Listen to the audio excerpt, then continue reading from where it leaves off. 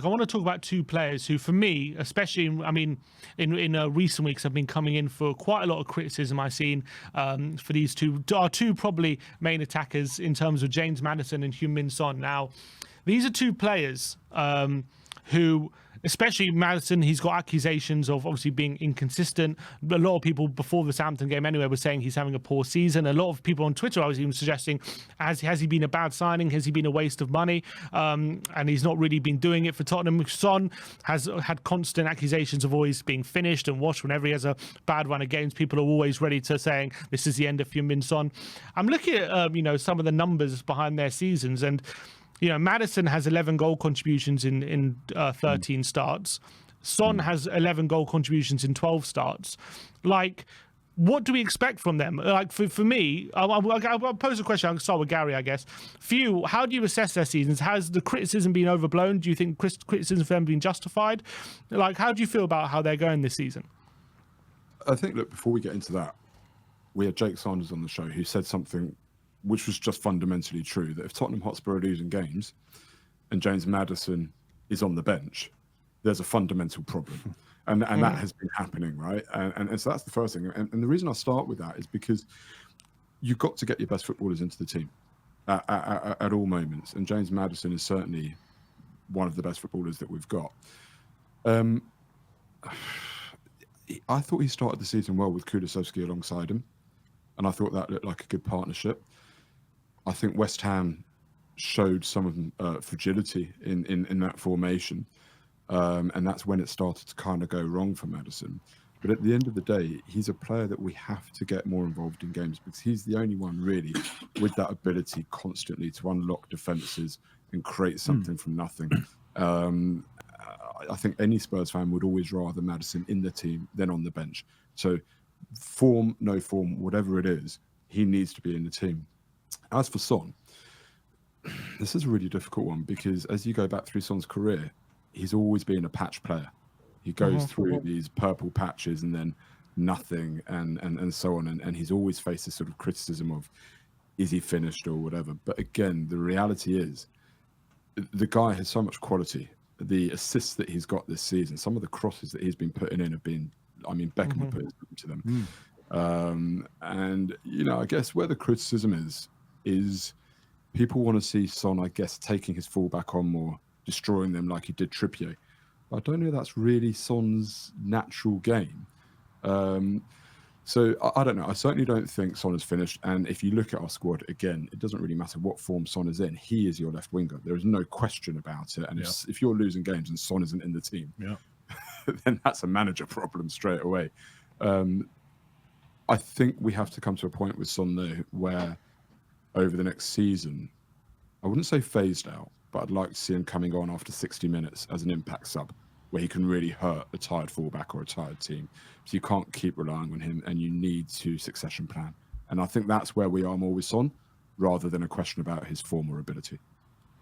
When we're looking at their numbers, though, their numbers are pretty strong in terms of how much they are providing for the team from an attacking point. So, are we saying that they're not doing enough output, or is it when we're looking at their performance-wise, maybe their output is maybe overshadowing some of their poor performances? Is that what we're thinking when it comes to maybe why they're getting the criticism? I think for Son, he's done things in the last year or so. Done things that we've not seen much from him, which is mainly not hit the target when he shoots. He had one over the bar. Was it Ipswich this season? I can't remember. It was Roma, I remember there was definitely one. Roma, Chelsea missed a big chance, Yeah, and he had the one against Chelsea. Wide against Chelsea. He had a similar chance to the Roma game in the game last season. Maybe it was Palace. A couple of one-on-ones he's missed recently. I think he's got 168 goals for the club, I think, in all competitions. That's a ridiculous amount of goals. I think people are just looking at going, well, if he's not finishing, what else is he doing? Well, listen, for me, like you said, if Son's not in the team and we're not winning a game, well, why is he not playing? His legs are probably starting to go. He's 32, is he now? We can see his minutes are starting to be managed. I'm not ready to get rid of him. I'll be happy for the club to trigger a one-year contract. As you said, Gaz, it's succession plan. The guy that is it Hyuk who arrived yesterday, he's obviously... there will be comparisons, and that's going to weigh on the guy's shoulders the entire time he's at the club. He, for me, is not the natural succession plan. He's too young. And as for Maddison, I said at the start of the season, I always like to pick on someone I'm going to pick on all season. And it was James Maddison, because I don't think he did enough last season. Not to justify the price tag. I couldn't care about that. It's to justify his own ability. And actually, I think this season in patches, a bit like the rest of the team, really. I think he's mirroring the team form. But he hasn't done as badly as I would like to have hoped to beat him with that stick with. I think he's been actually pretty good. I actually think there are other players who could come into criticism, and Maddison isn't one of them. I think the big issue is with Maddison and Son, when you've got a team that's struggling, people are looking at your big players to drag you through. And then the leadership group. And the leadership group, quite right. And that's where I think the big criticism comes. I'm looking at this squad, and when it's going against us, I don't know who I'm looking at. Kulusevski is the one I'm looking at, probably, to who's manning up and demanding that ball and trying to take the game to the opposition. But I think that's where the criticism of Son and Maddison comes. When it's going against us, are they stepping up enough? Are they puffing out their chest and dragging the team up? And that's where my criticism comes. I don't see them as those natural leaders, but in terms of their ability and output, overall, you can't really complain too much. Yeah, I agree with that. Yeah, do you reckon it's just a case of if the results have been a bit better, I don't think anyone would be complaining about their outwall of them for this season, because of everyone would be saying they're actually having great seasons. You look at their stats, goals and assists, they're doing brilliant. But because we're 10th in the league, and they're part of the leadership group, they take a lot of that brunt of that criticism. I think if the results were better, people would be less complaining about most things, to be honest. Yeah, I think you're probably right about that. Where Son comes in for criticism mostly is in games like, for example, I always feel like Gary's texting someone at this point. No, I'm trying to look up things. I'm trying to remember that there've been a couple of games where we've lost and Son's been anonymous, and he's had he may as well not have been there, right? And that's kind of alludes to the point that I was making earlier. I can't remember which games it was, but it's after those games where people are, Son was rubbish and this, that. Players are entitled to have a bad game. That's fine. But, what I always want to see, particularly as you say in that leadership group, as your experienced pros, as the guys that we should be looking at to be helping the team most when we're struggling, that's when you want to be getting the ball to Son and saying, go and do something, make something happen for us. Or Maddison makes it. It's all well and good when we're playing this beautiful flowing football and the team is cohesive. That's all great. And Maddison and Son are going to be fantastic at those moments. But when you're playing, and Son didn't play against Palace, but when you're Palace away and it's turgid and it's horrible and it's nasty and they're stopping the game at every minute, that's when you want to be getting the ball to a Son or a Maddison and saying, just make something happen for us here, bail us out. And that's where I think they don't do enough, and that's where the criticism comes. He scored 17 goals in the league last season, which is his joint second best return for Spurs after 23 and 21-22. He's lost his mate. He's lost Harry Kane. We know the numbers they provided for each other. And to still go and score 17 league goals and probably barely any. We've got one penalty did we get last season? Yeah. Probably 15, 16 from open play. He's got 5 this season, so he's on course for 15 again if he keeps that average up. I'm not ready to have that conversation on him yet. Let's have it right, okay? Any player on any given game can attract criticism because that's the name of the game, right? You can call out a player for having a bad game, doesn't matter who they are. But when it's all said and done, Son is an absolute club legend, always will be a club legend, should be adored by every single fan and heralded and held up as, one of the greatest ever Tottenham players. It goes without saying. Yeah, but has he ever won a trophy? What are your thoughts about him as the captain since he's taken that role as the club captain? Do you think he is a good captain? Do you think he's got good leadership skills, or do you like the Roy Keane type of captains who drag your teams up? What do you think?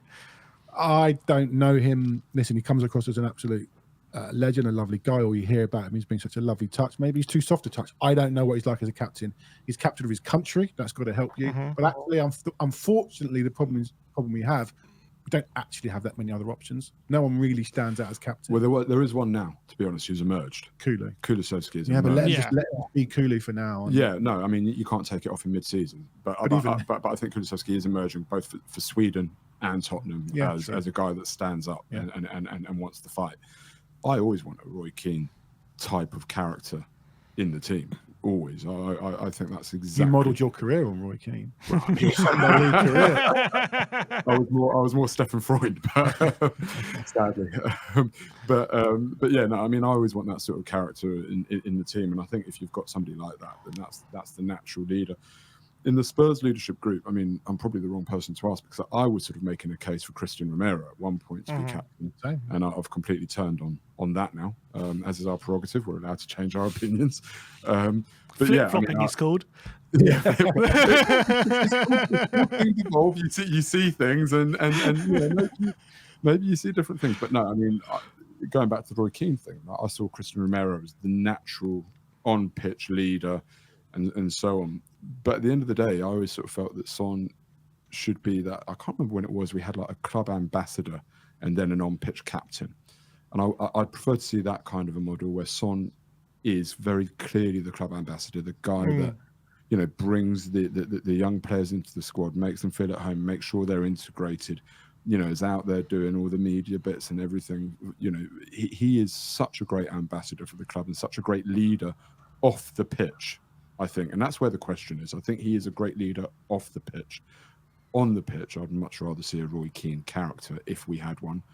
We don't. So going forwards, as it stands, I'd give it to Kulusevski. Interesting. And on the other side of that as well, Maddison obviously became part of the leadership group just after signing. Like, that was one of the first things that we did after we signed, was put him part of that leadership group.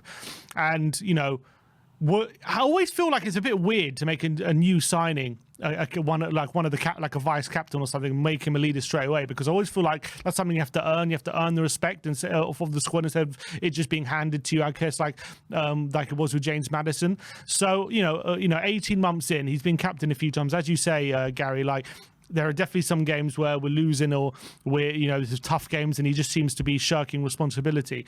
Like, do you feel like giving him that vice captaincy so soon after joining the club was a bit of an error? My very short answer is I think he's too emotional to be a captain, personally. Really? In what way? No, he reacts too much to situations? I think he's too reactive. I think he also gets too emotional in his own form. I think you see when he gets substituted. I mean, Son gets annoyed when he's substituted. We've seen that this season. But I think James Maddison wears his form too much. I think he needs to concentrate on his own game and not anybody else's.